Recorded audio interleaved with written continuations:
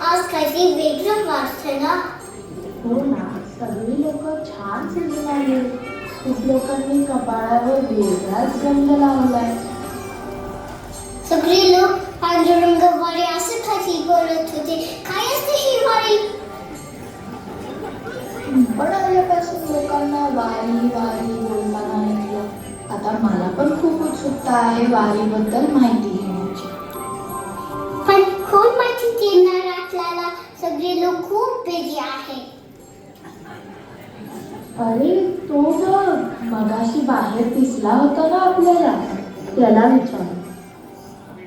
हाय, तू पण आलीस का पादुका दर्शनाला? हे काय आहे तुझ्या घरात?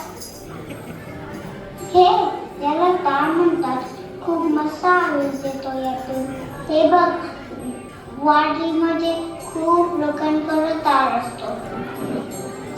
अरे वा, छान आहे ही. पण वारी म्हणजे काय रे? तुला माहिती असेल तर सांग ना आम्हाला पण. गिटार वाजवत विठ्ठलाचं नाव घेत वारकरी दर वर्षी वारी करतात. तार पंढरपूर पर्यंत. मला एवढंच माहितीये, अजून मला काही माहित नाही. त्या विठ्ठल विठ्ठल राम कृष्ण हरी म्हणत होतास. मला वाटलं तुला सगळं काय माहिती असणार. ते बाकीचे सगळे गात होते म्हणून मी पण त्याच्या बरोबर गाव लागलो. एका काकांनी मला तार दिली म्हणून ती पण वाजवत होतो. मला खूप मजा आली. आणि जेव्हा आता दुसरं कोणाला तरी विचारावं लागेल, ते बघ इथून शाळेत केस काढून आली. म्हणजे तिला नक्की माहिती असणार वारीबद्दल. दादा, साई, तू पण आलीस का पादुका दर्शनाला?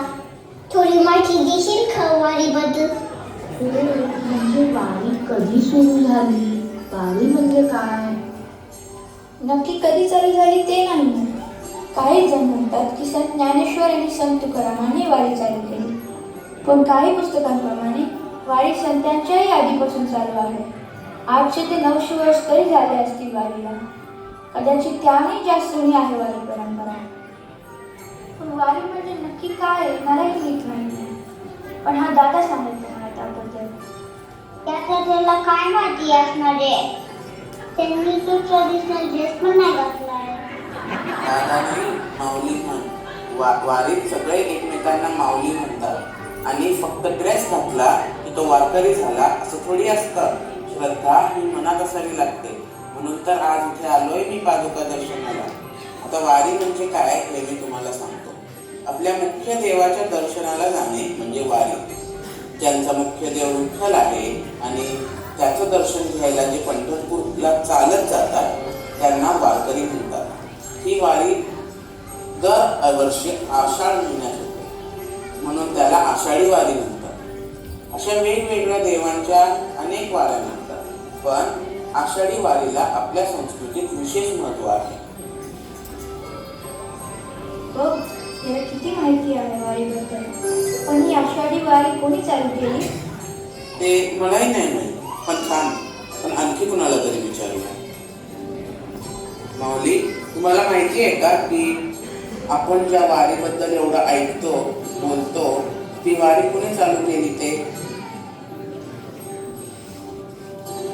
हो, थोडंसं माहित आहे. आधी वारकरी आपल्या आपल्या गावावरून पंढरपूरला जायचे. पण नारायण महाराजांनी सगळ्या वारकऱ्यांना घेऊन देहू आळंदी पासून ही वारी सुरू केली. नारायण महाराज म्हणजे संत तुकारामांचा मुलगा. हो, हे माहीतच नव्हतं मला. पण एक प्रश्न राहिलाच. वारी का करायची आणि ते करून आपल्याला काय मिळतं? मलाही हा प्रश्न पडला. म्हणजे वारकऱ्यांना राहायला हॉटेल नसतं, झोपायला बेड नसतो, ऊन आणि पाऊस पण तेव्हा खूप असतो. हो ना, तर पण हे सगळे एवढ्या लांब का जातात? ते चालत एक सगळं का सांगतात? कारण वारीला जे जातात त्यांचं विठ्ठलावर खूप प्रेम आणि भक्ती आहे. या भक्तीमुळे त्यांना एवढा त्रास काहीच वाटत नाही. देवाचं नाव घेतलं की वारकऱ्यांना आनंद मिळतो, समाधान मिळतं. पण सगळ्यांचं वारीला जायला जमतंच असं नाही. अशा भक्तांना म्हणे विठ्ठल स्वतः दर्शन देतो. खरंच आहे ते. आपल्याला नाही जायला जमत वारीला. म्हणून एवढ्या लांब राहणाऱ्या आपल्या भक्तांना स्वतः भेटायला आले म्हणतात.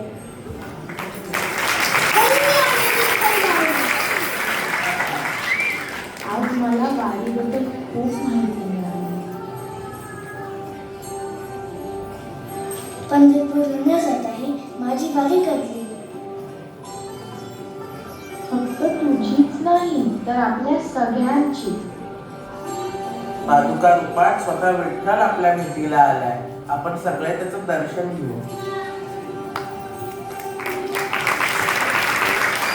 बोला